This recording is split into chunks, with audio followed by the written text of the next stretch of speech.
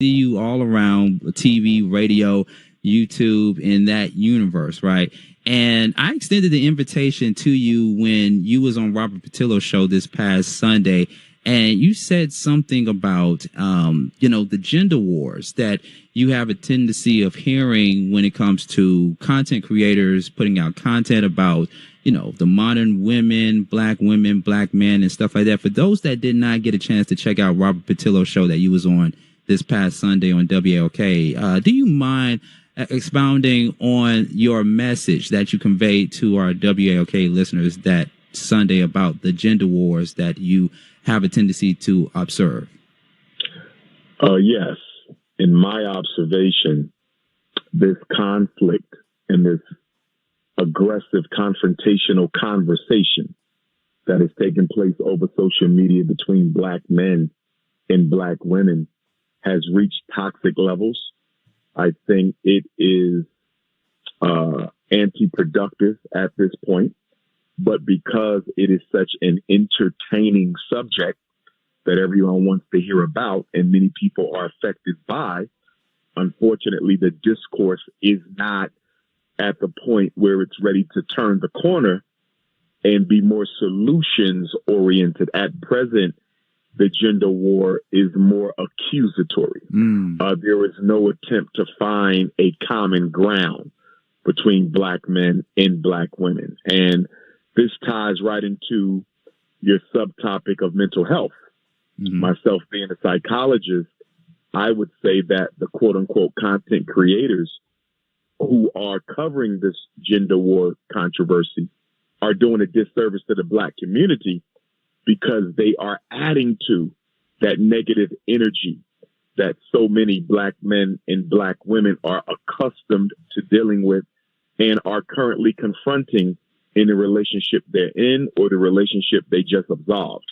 So I think that content creators need to be a little bit more responsible to the community with the energy that they give off and the direction of their conversation. Too often the conversations end without any solution or any positive talking points, which in many respects would lift social media content creators to the level of gangster rappers when it comes to offering a lot of toxicity and very little positivity in the black community. And I can attest to that. And I was saying the same thing, Dr. Umar, that whenever I watch content, especially black content creators on YouTube and online, and they put out content, but they always talk about the problem. They talk about the problem. We know that the problem exists, but what about the solutions? Let's switch over to Danny Parks on the line. Danny Parks, what do you have to say to that commentary from Dr. Umar Johnson? Do you feel the same way when you come across content creators in that particular universe, especially black content creators? Yes, what I've noticed, and I definitely agree with Dr. Umar, we're always presenting the problem, but not the solutions. And I believe that that's what they're wanting, just for us to focus on the problems. That's their content, and they really don't have solutions, because to have a solution, that means you have overcome, whatever you're talking about.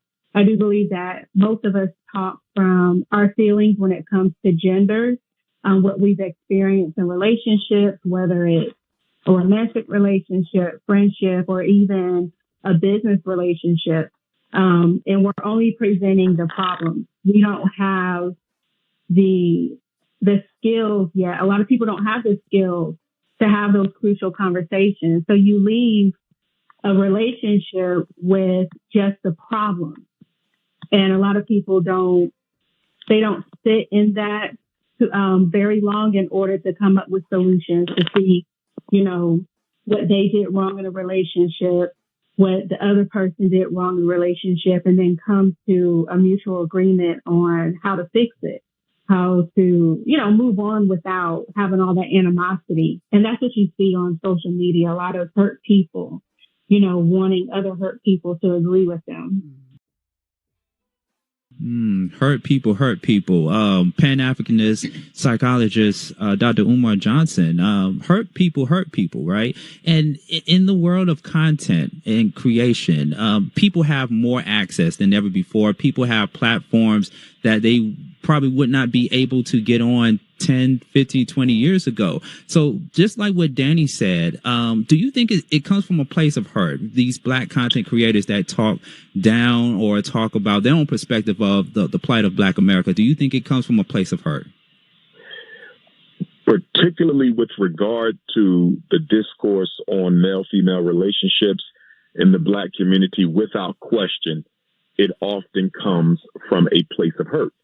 From a purely marketing perspective, if I know there are emotionally wounded black women out there who simply want to hear someone validate their pain and verify their pain and castigate the alleged person responsible for that pain, then the content creator is going to cater to that voice. And it's the same thing with the men. If I was hurt by my wife, hurt by my fiance, hurt by my child's mother, hurt by my girlfriend, I'm looking for someone to validate and verify my pain. And I'm expecting them to also denigrate the person I claim to be responsible for it.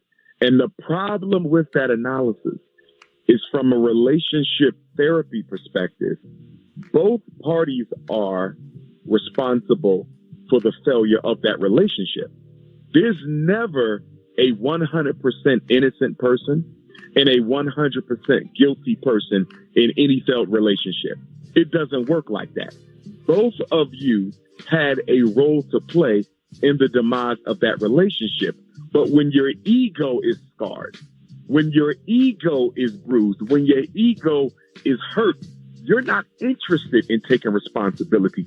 The ego isn't humble enough to take accountability for the role that it plays. And that's the danger of these content creators, because they play to that one-sided victimization narrative that everybody wants to be parroted, because nobody's interested in taking accountability for their role in the problem at hand. The other item as well with all of this is social media does two things that are dangerous for the black community. Number one, they give you an uncensored platform for the most part. As long as you obey the community guidelines, your channel will not be taken down. So they give you an uncensored platform, and then they pay you for the amount of views that you get. So you are looking at two of the biggest evils in America and two of the biggest evils in Black America, and that is attention and income. Social media gives you both. Social media satisfies the ego, because people are watching you, they're listening to you, you feel special, you feel important. Keep in mind, a lot of these individuals who are content creators today, they were social outcasts in college, social outcasts in high school. Social media has given them a new life, and their ego is loving it. And they are willing to do anything, including distort the truth or create fires where there are none, in order to remain relevant. So that's the attention side of the equation. And then you have the income side. Dr. Umar, let's hang tight. Hold on to that thought. Let's put a bookmark in that, because what you're saying, it sounds really good. We got we got our other panelists in the studio that are shaking their heads, and we're going to give them an opportunity to ask you some questions. Dr. Umar, as well as Danny Parks. We got G Wade and DJ Miss Eclectic in the studio. 404-726-1380 is the mental space with Sean Garvey.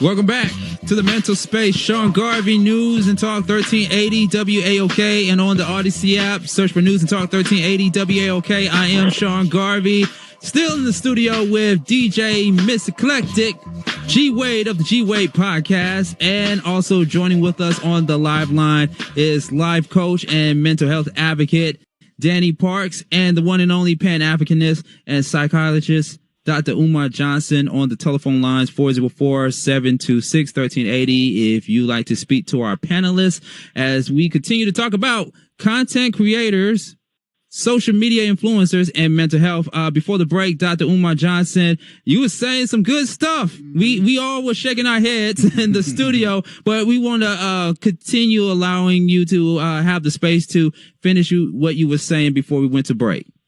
Yes, real quickly, I was saying that social media affords Black people two things that a lot of us don't get enough of, and that is attention and income. And when you apply those two together, when you give someone the opportunity to have their ego validated in a public space and at the same time pay them for the amount of people who pay attention to them, you're creating a monster. And that's why you see a lot of content creators, they go live all the time, all day long. Social media addiction is a real phenomenon. And I would not be surprised when the next issue of the Diagnostic and Statistical Manual of Mental Disorders is released by the American Psychiatric Association, and we'll probably get a new one in the next 2 or 3 years. I would not be surprised to see social media addiction as an included disability category. The last point I want to make is in reference to journalism and content creation. The reason a content creator is not a journalist is journalism is held to a standard of expectation. When you print something in the newspaper or an online journal and you are a trained journalist, you're going to be held to some of the information published in your article being factually true. You're going to be held to finding resources to substantiate your claims, to substantiate your arguments. Content creators are not held to the same level as journalists. That's why it's called content creation, because the assumption there is that some of the information is in fact fabricated, if not all the information being in fact fabricated. And to me, it's a disservice, because when I go back to the first newspaper created in this country by Pan-Africanists, John Brown Russwurm and Samuel Cornish, Freedom's Journal out of New York, it was to educate and it was to advocate. It was not to denigrate, marginalize, or expand the negative energy that exists in the community. I definitely think the Black community needs to move toward some standards of principle and some points of solidarity that all content creators are expected to adhere to. 404-726-1380. I'm going to allow DJ Miss Eclectic and G Wade of the G Wade podcast to ask you guys some questions, or just to follow up on what both you, Dr. Umar Johnson, and Danny Parks mentioned before we went into our last break. So, G Wade, DJ Miss Eclectic. Oh, sure. First of all, it's an honor to be on the line with you, Dr. Umar Johnson and Danny. Hey, my girl. Absolutely. Absolutely. I definitely agree with what both of you said. It's coming from hurt. But I'm also going to think from a viewer standpoint, are we looking at social media the wrong way? It's entertainment is what it really is, but are we using it for, are we looking at it as we're going to therapy? Are we using it for psychological advancement? How are we using social media as viewers? When they say they're, like you said, they're content creators, they are not licensed, they are not credentialed. It's not like when I go to therapy and I sit on somebody's couch and I get actual therapy from that relationship where I had an ego, for where I didn't want to take responsibility for my actions and I leave healed. When you're watching something on social media, for me, you're watching it as purely entertainment. So should we put on that entertainment lens, or are we actually watching it to actually thinking that we're going to get healed by self-proclaimed people who are on social media? You raise a good point there, Queen. And just quickly to respond, I would agree with you, except for the fact people are significantly influenced by social media. The polls show it. The research shows it. In fact, if people approach social media purely from an entertainment standpoint, I think the community would be better off. The truth of the matter is social media masquerades as reality, and in that lies the threat. Absolutely. I think it's a crossfire, right? We don't know what we get crossed. We like, well, I think it's entertainment, but he said it. He was confident about it. So I know he's right. Absolutely. Yeah, and just to piggyback on DJ Miss Eclectic, you said therapist, right? And that's what it seems like nowadays, where content creators, and I've already mentioned the names earlier in the broadcast of who some of there are that G Wade said earlier that were polarizing, people that we are accustomed to hearing and that we're knowing. But the average person look at them as almost like therapists, they're licensed therapists, you know, and they're not really trained or licensed to be therapists to give out what they feel like is advice or valid information, but really it's just their own opinion. And like Dr. Umar Johnson said earlier, it comes from a place of hurt, comes from a place from experience. So, G. Wade? Well, I have a question, Dr. Umar. This is G. Wade from G. Wade Podcast. Certainly an honor meeting you, and hello to Miss Danny Parks. How are you? I'm doing well. Thanks for asking. So do you think who's at fault here? Is it the media outlets for paying the social content creators for, you know, just spewing whatever their in a sense, unsolicited facts, untruths? Is it the social media outlets at fault for paying for the ego, for the dopamine hits? I operate from the premise that you can never blame a capitalist for practicing capitalism. It's the same argument when people say, who's responsible for gangster rap? The European music industry or the actual gangster rapper? How can you blame the industry? Because that's a capitalist practicing capitalism. At the end of the day, the Black community has to take responsibility and accountability for the ills in our community. And what bothers me the most about social media content creators is the fact that right now, Black America is existing in one of our worst eras in this country since we got here. The way we are being treated, the murders by the police, the third-class citizenship that we're being subjected to, is you would have to go back to the 1960s to find a parallel for the treatment of Black people in America today. And with everyone having a platform of their own that they can utilize at any time and project information into the world, it's disturbing when I go through YouTube or Twitter or TikTok or Instagram, and I don't see conversations about the kidnapping of Black women. I don't see conversations about the mass incarceration of Black males. I don't see conversations about the food deserts, which a lot of our Black communities have become, or the hospital deserts that a lot of our Black communities have become. There is no law for the amount of critical stories that could be taking place on social media, but rather than grapple with the issues that are really affecting us as a race in this country, content creators are focusing on gossip, celebrity news, sports, slander, gender wars. Everything but the important things have become the topics of choice on social media. Well, what a great segue, Dr. Umar Johnson, because when we come back from the break, we only got about 30 minutes, close to 30 minutes until the end of the mental space. I want to hang you guys over, both you, Dr. Umar and Danny, for the bottom of the hour, because I'm going to play a clip from a podcaster, or a YouTuber. I believe he's both.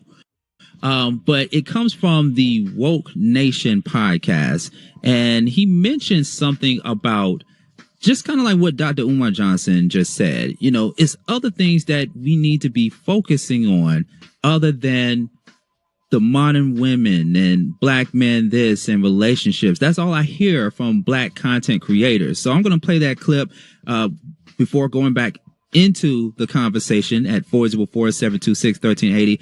And Todd, I see you. Plus, we're going to get some commentary from our AP herself, Michelle, and let her weigh in on the conversation. You still got time to call in at 404-726-1380. We have DJ Miss Eclectic, G. Wade, Danny Parks, and Dr. Umar Johnson. We're talking about this important conversation on mental health, social media influencers, content creators, and mental health, the mental space with Sean Garvey.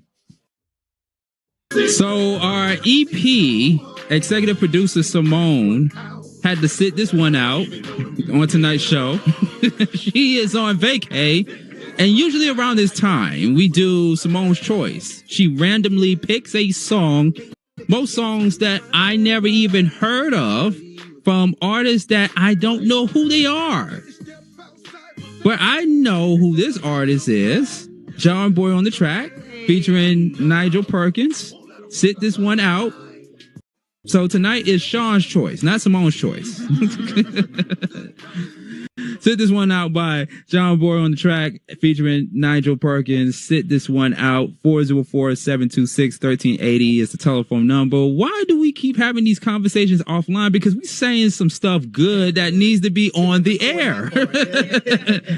DJ Mr. Collected, G Wade, along with life coach and mental health advocate Danny Parks, as well as psychiatrist and also Pan-Africanist Dr. Umar Johnson on the live line as we talk about content creators, mental health, and social media influencers. So my AP, who's going to get on the mic in just a few moments, we want to make sure that we cue this clip up. It's from, no, don't play that yet. Don't play that yet.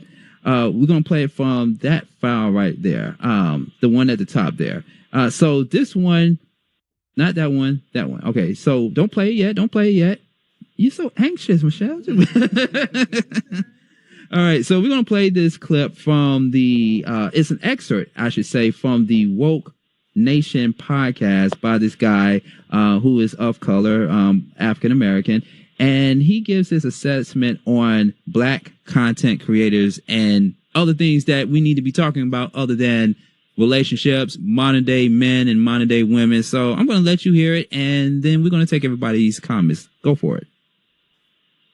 So who's going to be hiring you, since these low end jobs, these McDonald's type jobs, Taco Bell's, cashiers at Walmart, greeters, and all this stuff? This is what I don't hear people discuss in these Black spaces. This is what I'm talking about. This is exactly what I'm talking about. It's just more talks about the manosphere and the men's and the women's and against this. And, you know, I went there, the bus driver and the young Miami's talking about, I don't know what they be talking about, but just all this focus on this stuff.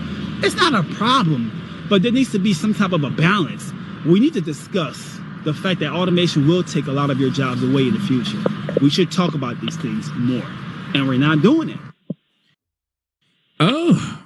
We don't talk about these things. We don't talk about automation taking over jobs one day. We always talk about men and women relationships, the problems in relationship these days, and the manosphere. The manosphere, a new term that I am just now discovering since last year. The manosphere. Dr. Umar Johnson, let's say you, the manosphere. Who do you know who created the manosphere? I don't know who created it, but it appears to have grown out of a reaction to the radical Black feminist narrative that was overtaking the YouTubian space as it relates to the disintegration of Black male-female relationships and who should be blamed as most responsible for that downfall. And of course, from the radical Black feminist perspective, it's the Black man. All problems point to him. And so Black men, being too emotional rather than dealing with the situation from a perspective of logic and masculinity, they descended into emotional name calling and emotional rants. And so now you have two sides here. You have the radical Black feminists on one side, and then you have the manosphere on the other side. And it's simply just trying to prove who can be the most disgusting when it comes to embarrassing the opposite gender in a public space. You know, Black people are the only people who will go into public, and by public, I'm speaking of social media, and tear down their counterparts.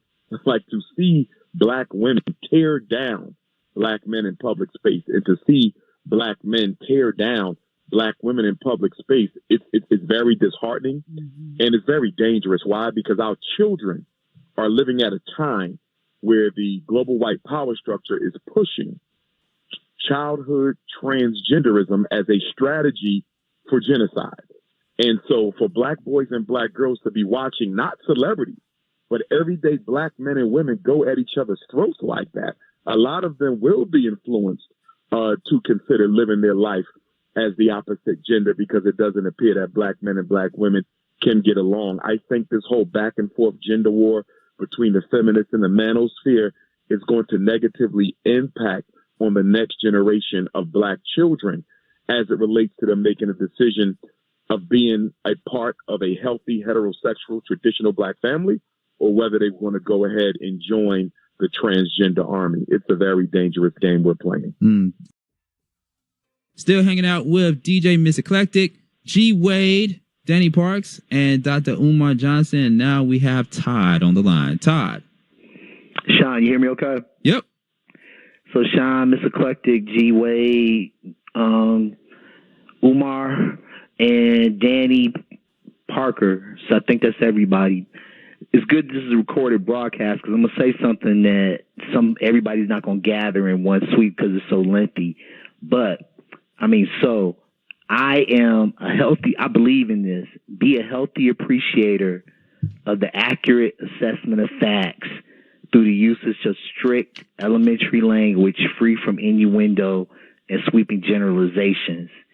If you practice that with the understanding that a fact is something that actually exists, you will guide yourself to and not be suckered into poor content created on the internet or anywhere else. These are things. A healthy appreciation of the accurate assessment of facts makes things easier for people to find truth in and where it may benefit them in a healthy way.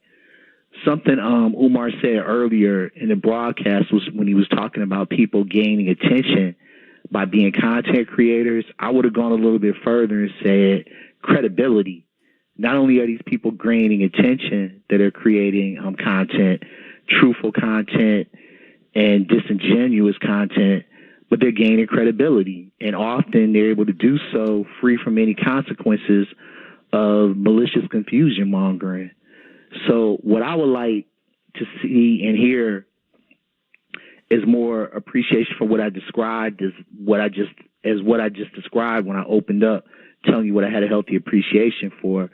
And then you'll find, and as I find, methods on how to use content on the internet or TV or the radio. A lot of our news broadcasts are heavily focused on entertaining and then give you the news.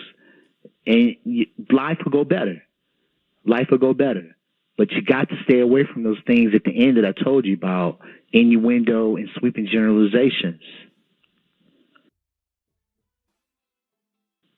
Okay. All right. Thanks, Todd.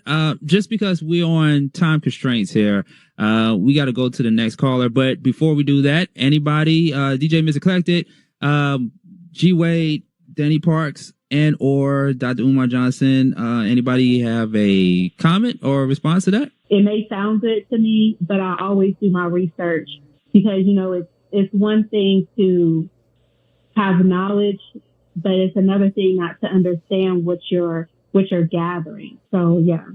Okay. I like that. Okay. 404 simply add that to an earlier comment that was made, that we're not trying to eliminate the conversation. There needs to be dialogue between Black men and Black women. Mm-hmm. The conversation does not need to be shelved, but the conversation needs to be facilitated by responsible people who have a very high emotional IQ. And it needs to be had in an environment where brothers and sisters are solution-oriented as opposed to accusatory. So the conversation needs to take place, but it doesn't need to take place in a space that is only interested in creating more controversy. Okay, 404-726-1380. Let's take this last caller, and we are talking to Henry from Southeast ATL. Henry, what's good? Okay, good evening to all of y'all, Sean and G. Wade and Mr. Parks and Dr. Johnson. We're not familiar with your other guests, but we've seen Dr. Johnson on a lot of the YouTubes and other programs. And we would like to say we have benefited from the information that you have shared. But a couple of questions as it relates to a lot of the programs now they have where they, let's say Fort Benning, they discontinued the name of Fort Benning, and now they are discussing Stone Mountain. And it was a person that said that it might have been a person that was motivated behind changing the name of Fort Benning, but he was saying once he did the research, then he found out the history of Fort Benning and who it was named after. So basically what we're asking now, if a lot of these plays was kept the name that they have, even though it's related to the Confederate, do you think that would bring about more research and more clarity on the status of the mindset that we once was under and that we hopefully would never want to get back under? Let's let Dr. Umar Johnson answer that really quick. That doesn't have anything to do with tonight's topic, but we'll go ahead and let Dr. Umar answer that. Go ahead, Dr. Umar. Yeah. What I would say to the good elder, you brought up a topic, and we could definitely speak about it more offline. I'm going to give my number out for the benefit of the audience. Sure. If anyone needs to reach me, and that's 215-989-9858. Again, that's 215-989-9858. And Brother Sean, also just wanted to let your audience know that there will be a free event in Atlanta celebrating the 136th solar return of the Honorable Marcus Garvey. That will be on Saturday, August the 19th. Yes. Shrine of the Black Madonna from 12 until 6 p.m. It is free, and Dr. Umar will be speaking at 3 p.m. I would love to see you there, Dr. Umar Johnson, and you always have an invitation to the mental space. Thank you so much, Dr. Umar Johnson, for just taking time out of your busy schedule. And trust me, we all know your schedule is busy. But we'd love to have you back on the mental space real soon. How can people follow you? Indeed, on Twitter at Dr. Umar Johnson, Instagram at Dr. Umar Johnson, and on Facebook, Dr. Umar Ifatunde.